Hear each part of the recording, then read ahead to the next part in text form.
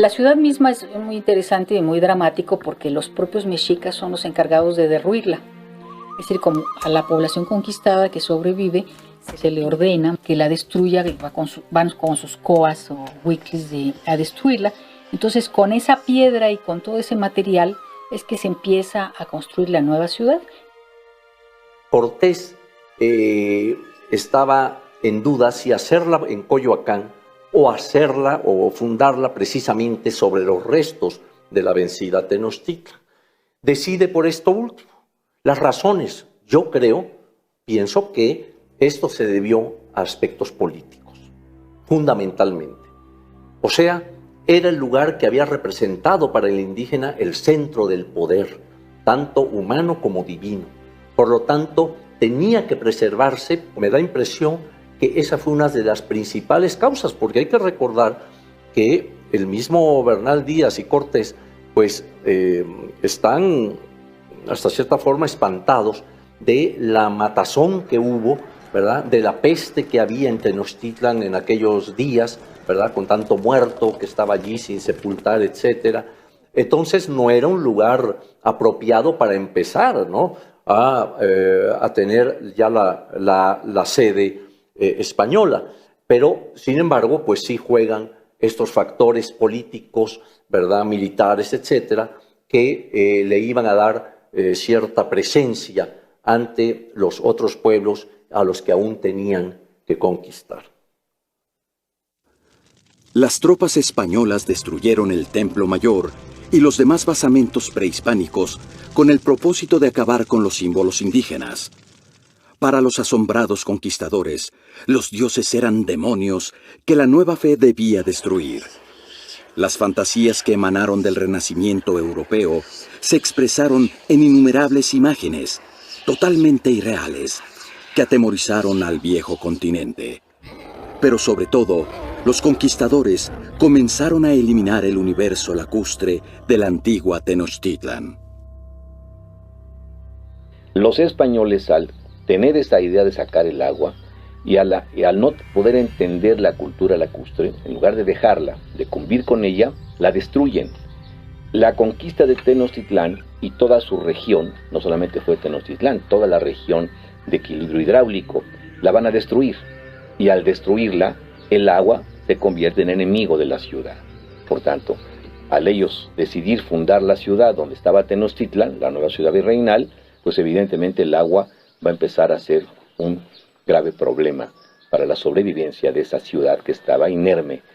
Y entonces empiezan a hacerle protecciones, pero empiezan en realidad a pensar, en todo el siglo XVI, cómo sacar el agua de esa cuenca. Una vez establecido el gobierno colonial, el virrey don Antonio de Mendoza realizó el primer trazo urbano de la Ciudad de México. Fue una traza en forma de retícula o tablero de ajedrez, que se va a repetir en todas las ciudades de la Nueva España. Pero en la capital novohispana, que comenzaba a levantarse sobre las ruinas de la antigua Tenochtitlan, las inundaciones eran una complicación que los españoles querían resolver a toda costa. Se rellenaron los canales que daban antes libre curso a las aguas.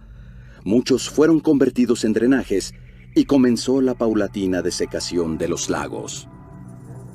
De tal manera que a la hora de hacer una ciudad seca, en vez de una ciudad lacustre, y aparte parece que también se fue hundiendo por el peso de las edificaciones españolas, se provocó el fenómeno de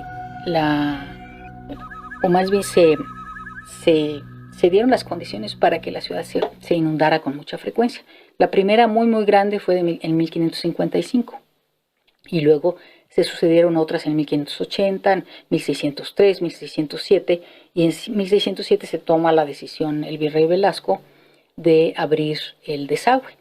Pero la de 55 es muy interesante porque ahí todavía las autoridades virreinales y el cabildo español de la ciudad deciden acudir al consejo de los principales, de los caciques de las 3 cabeceras antiguas y hacen una albarrada nueva por San Lázaro, precisamente, por donde mencioné antes, por el oriente, y acuden a los viejos sistemas laborales, a los tradicionales, y reconstruyen no solo esas albarradas, sino otras muchas. Es decir, la primera etapa se basa, antes del desagüe, todo ese siglo XVI, en las soluciones indígenas. O sea, se sigue acudiendo al trabajo indígena y a las soluciones hidráulicas indígenas. Para desalojar el agua que los europeos no eran capaces de entender ni dominar, era necesario superar las montañas que rodeaban la cuenca, situada a más de 2.000 metros sobre el nivel del mar. La solución la proporcionaría la ciencia emanada del Renacimiento europeo. Durante la segunda mitad del siglo XVI, llegaron a la Nueva España varios científicos con el propósito de cumplir dicho anhelo.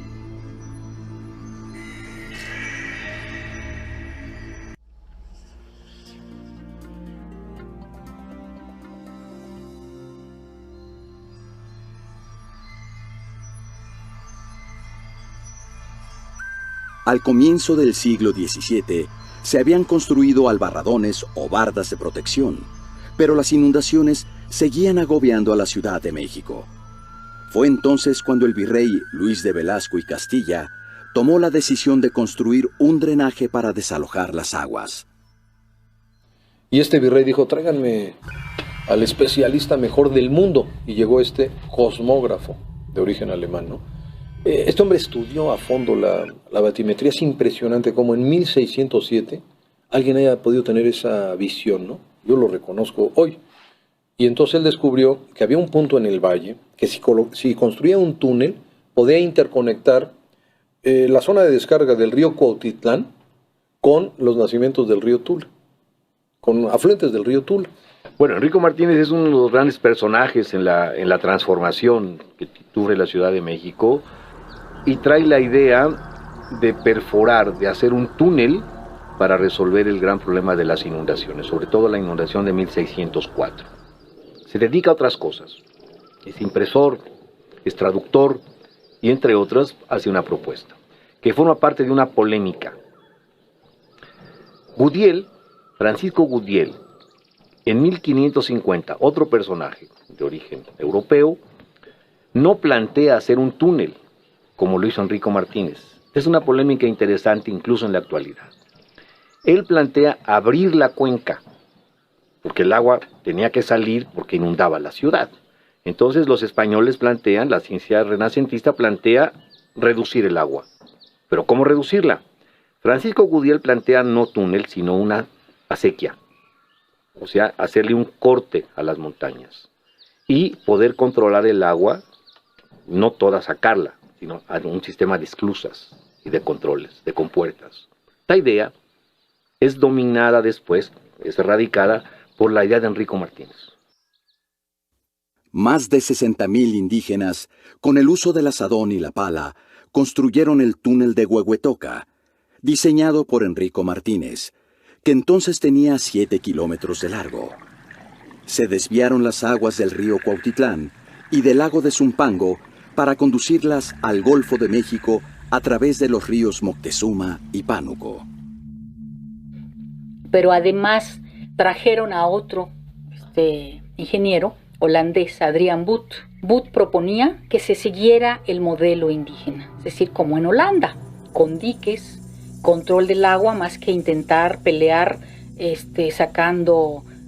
tratar de sacar el agua de la cuenca, que se controlaran los niveles y se hiciera una serie de obras a la manera indígena. Es decir, ahí había una coincidencia entre el modelo, diríamos, de los Países Bajos y de Mesoamérica, ¿no? De los mexicas.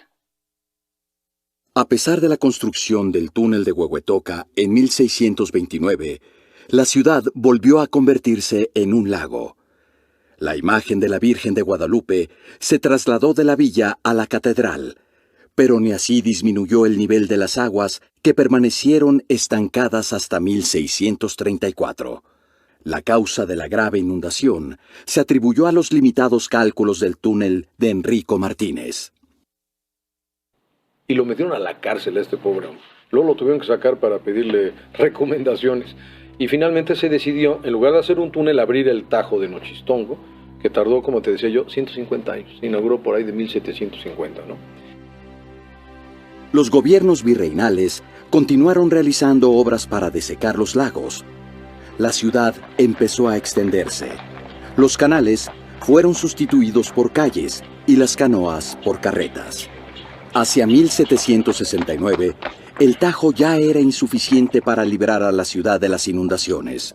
Por ello, José Antonio Alzate, un pionero de las ciencias naturales en México, propuso que se construyera un canal regulador que controlara los niveles del lago de Texcoco y se mantuvieran las superficies lacustres de la cuenca.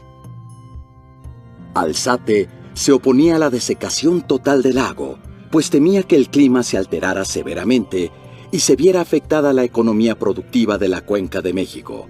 Su propuesta no se llevó a cabo, y en 1794, el arquitecto Ignacio Castera construyó el llamado Canal de Guadalupe, que conectó el lago de San Cristóbal Jaltocan con el Tajo de Nochistongo y el lago de Zumpango.